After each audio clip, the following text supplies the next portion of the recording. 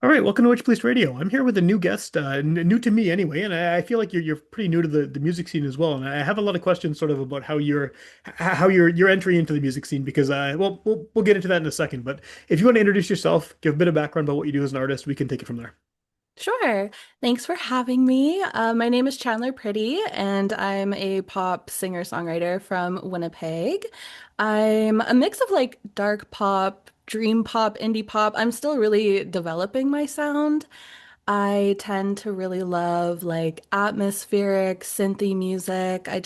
I love creating kind of like a lush and textured world, where listening to a song kind of feels like being in a movie. I also work in film, so visuals are like a big part of my creative process. So I released my EP, Act 5 Bloom, last August.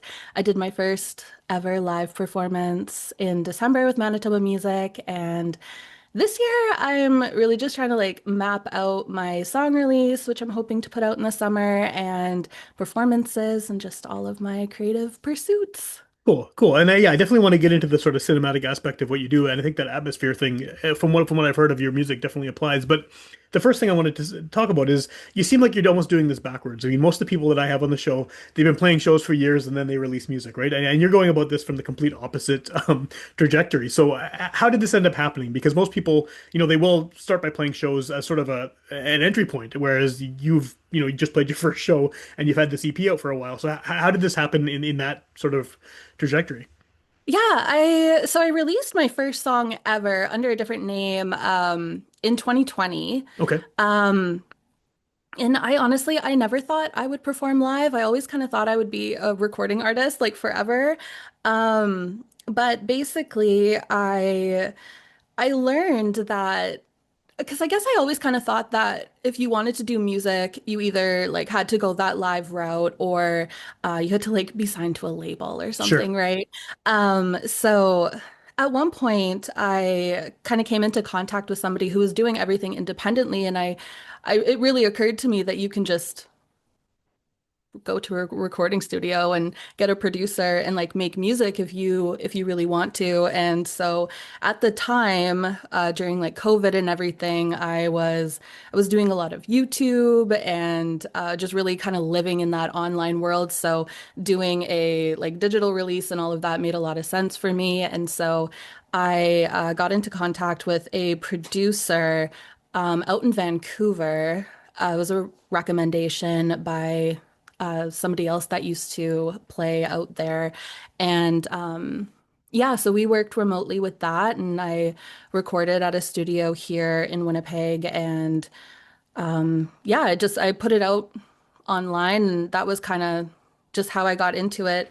And I didn't really do much within the Winnipeg music community here until last year. I started working with more people within the community. So, yeah, I think just I never really wanted to, or I was not that I didn't want to, but I was very scared to do live performances. Sure.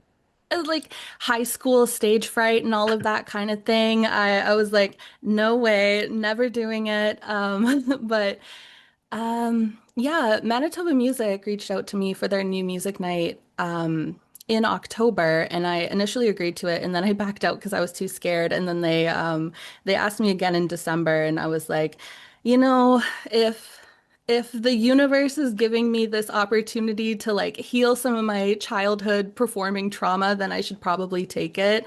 Because I think with with performing versus with recording, you get to, do the take over and over and over again till it's perfect. And then with live, it's you don't have that ability. So For sure. um yeah, I was really nervous about that. And yeah, I eventually just did it, thought I would perform this one thing and then never do it again, but I actually really liked it. Well, that was sort of my next question is like, hey, yeah, how did that come across for you? I mean, now that you've sort of, conquered that, maybe not conquered, I don't know if you probably still have some of the stage fright, but you've done Yeah. that. You've played in front of people. Your music now exists sort of online and also in the real world in the sense that you've gone out and performed it.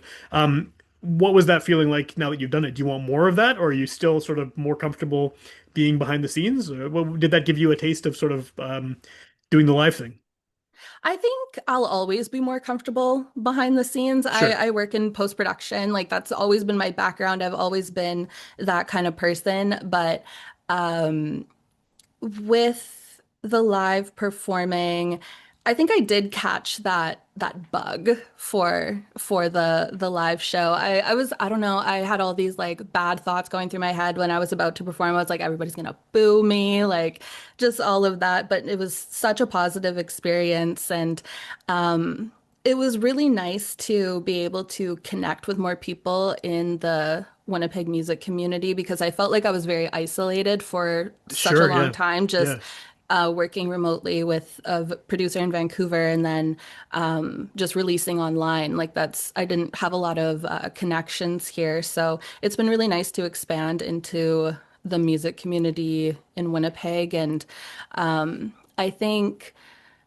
my I even with having one show behind me and like other interest in future shows as well, I I feel a little like out of place, I think, as a pop artist in Winnipeg. Like Winnipeg has such a prominent folk scene, indie scene, like Hip hop rock scene, as punk well. scene, jazz scene. Yeah. Yeah. For Yeah, sure. For yeah. sure. Um, Pop, that's just come up before in this show, actually, with some other artists who would fit themselves in that category, where pop isn't necessarily sort of the genre that people associate with the city, especially at the kind of DIY independent level, right? There's people who yeah. are much sort of bigger and much more established, but in terms of like local independent pop, there's not a ton. Yeah, yeah, and I think we're a growing group. Like I've been meeting more pop artists in the city, but it's still quite small. And um, I don't play an instrument. Like I just sing, and I have a producer make the Sure. music and everything, right? So when I did my first performance, I was going to be singing to my instrumentals, and it really gave me pause prior to the show because I know there is that discourse where if you're not performing your songs live, it people think you're just kind of singing karaoke to your own songs, It's and the Milli Vanilli thing, um, right? Like, yeah, yeah, yeah. yeah, yeah. So I felt like my legitimacy as an artist would come into question, performing songs to backing tracks. And, I ended up having a really positive experience at New Music Night. And Cool. yeah, I think it's just because like I haven't seen a lot of local artists perform that way, like with instrumental tracks, especially for like pop. So I'm Yeah. always kind of like, how do I fit in here?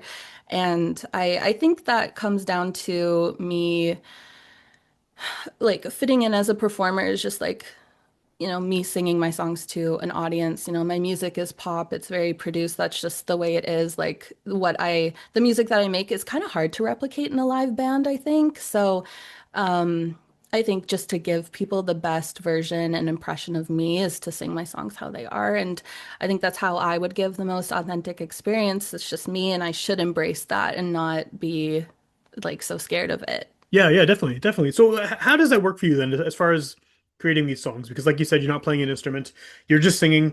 You have a producer making the music, but there's also this element, this cinematic element, this atmospheric element.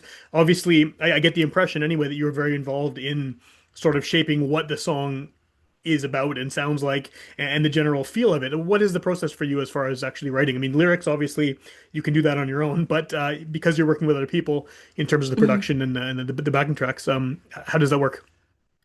Well, I go about it a few different ways. Sometimes if I have a particular melody in my head, I'll just kind of sing it to a click track or something.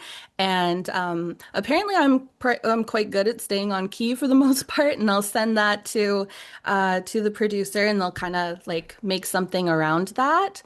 Um, and other ways that I've really loved is I'll give like song references. I'll be like, this is how I want the song to feel. This is Okay. kind of like how I imagine the world of this song. Um, and thankfully, I've worked with a lot of people who were able to take that and know what I mean by it. And so they'll create a track for me, and I will from there write lyrics and Okay. a melody to it.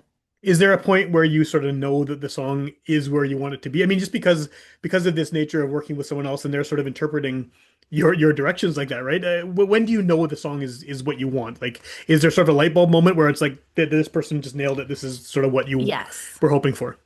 Yeah, yeah. I think it's just a feeling that I get. I'm like, yep, this is what it is. Like I think there's that kind of like goosebumps moment that I feel when I listen to the song.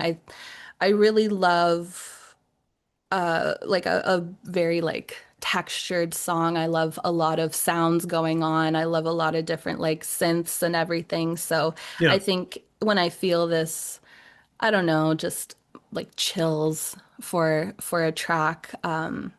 Yeah, I know in that moment like this is what I'll want to, make a music video for or like build like a photo shoot around or something like that, you know? Yeah, yeah, sure.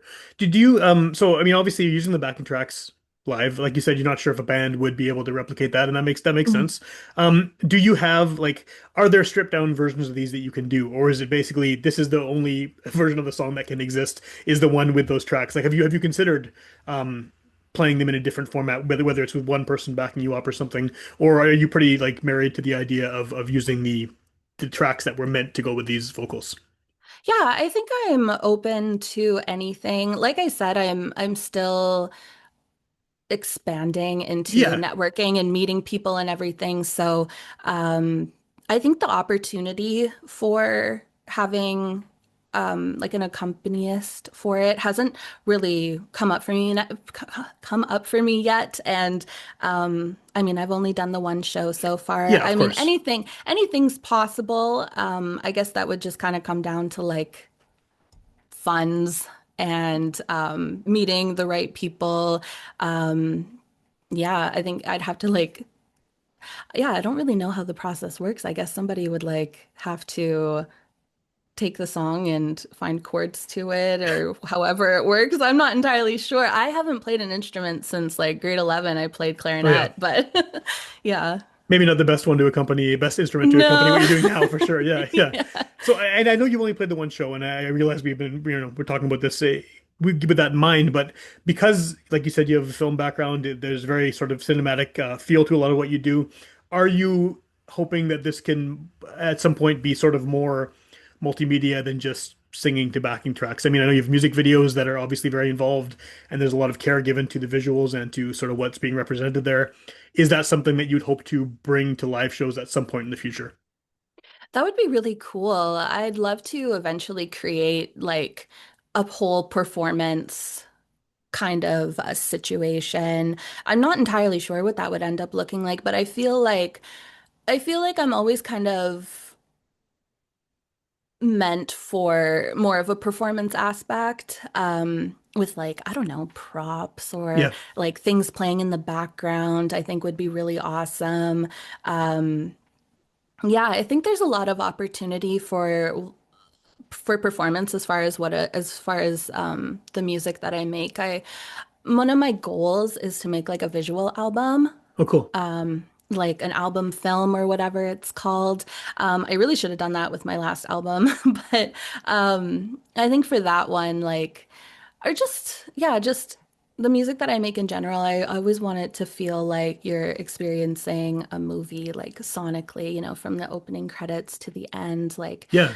a hopeful beginning, the tension and the stakes are and the drama are introduced and worked through, and by the end we're completing this cycle and like returning to like hope and a newfound sense of transformation. And I always think that like I have such a I feel like my songs are a lot more darker than just like normal pop. So I can definitely see like movie scenes and like Yeah. emotional moments and montages and stuff. And I also really love a cliche and a trope. Like I wrote a Halloween song in 2023 called Scenes from a B-list horror film, and it was such a fun song. So I think there's always an opportunity for in the future, like different visuals and yeah, just I really love like living in that kind of cinematic space For sure. musically. For sure. And then maybe this brings up another question is, I realize you're not putting out concept records, but the way people consume music nowadays is so scattered. I mean, people are not necessarily listening to something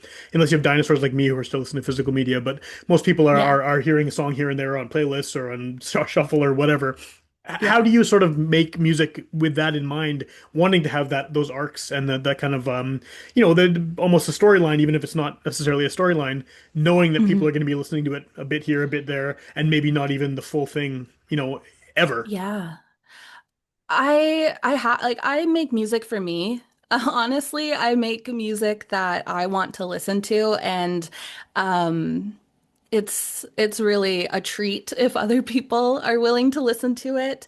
Definitely there is that popularity with kind of like the TikTok trends, and people these days only know like a portion of the For song sure. It's weird, yeah. that goes Yeah. viral, and I don't know, it's not really for me. I'm not really big on the whole marketing aspect of things.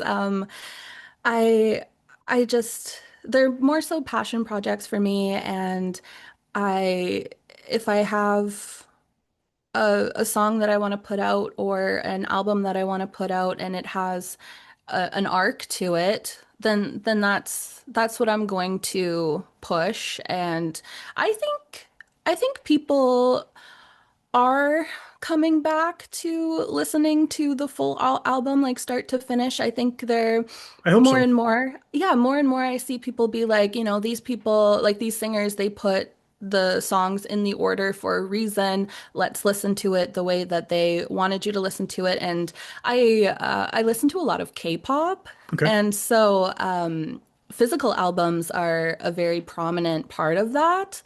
There's always that like big album release and you get the CD and all of the other little accoutrements that come with it. But I think once you get into that community, there's a big emphasis on the physical media portion. And a lot of my friends who are also in that space, like everybody's bought CD players again to play these albums. And it's really nice to see, honestly. And so I think Definitely. that's part of my inspiration as well is seeing these people and these artists and these groups do that, why can't I do the same thing and have and really emphasize the track list as it is or the music videos as they are. And I think especially if I want to work toward doing like an album film, Yeah. that's just in the name, like that's a start to finish cinematic arc, So I think at the end of the day, like that's what I'm interested in. And I think if other people are interested in that as well, then that's something that they can resonate with in my music. Cool. Cool. Yeah, no, that's a good answer, I think. And yeah, it is nice to see a lot, especially a lot of younger people getting back into listening to things start to finish, listening to physical records or CDs or tapes or whatever. I mean, it's Hmm. been again as a dinosaur who, I don't even use any streaming services. It's all physical or Bandcamp essentially for me. And like so, seeing people Yeah. putting out CDs and things, and especially when it's a band and they're, they're like half my age, and it's like, yes, you're doing it. This is awesome. So it's always good to see anyone doing that. But you mentioned earlier that obviously you're making pop music, but there is that sort of darker element to it. Mhm. Is that sort of part of the what we were just talking about, having that sort of cinematic feel to it, where there are sort of peaks and valleys, and there's conflict and things like that that would be happening if it was a film? Yeah, I think, working in film, like visuals have become such an ingrained part of my process. Whenever I have a new song, I'm like, okay, what can we do for a music video? Yeah, What color palette am I doing? What objects do I want to feature? Like things like that. And I think everybody does that for the most part, but it's definitely one of my favorite parts. And I've always loved filming and writing, and I've always been interested in horror and like witchcraft and yeah, things like that. And I found that in the editing side and filming as well, like my music videos tend to take on more of like I don't know, like a 90s nostalgia kind of situation with like the VHS textures. And I love filming with my old like Canon power shot. And Yeah, yeah, yeah. I found so much comfort in like nostalgia that I think I have this like common thread with that throughout my work. And with my last album, like the theme of death was very prominent.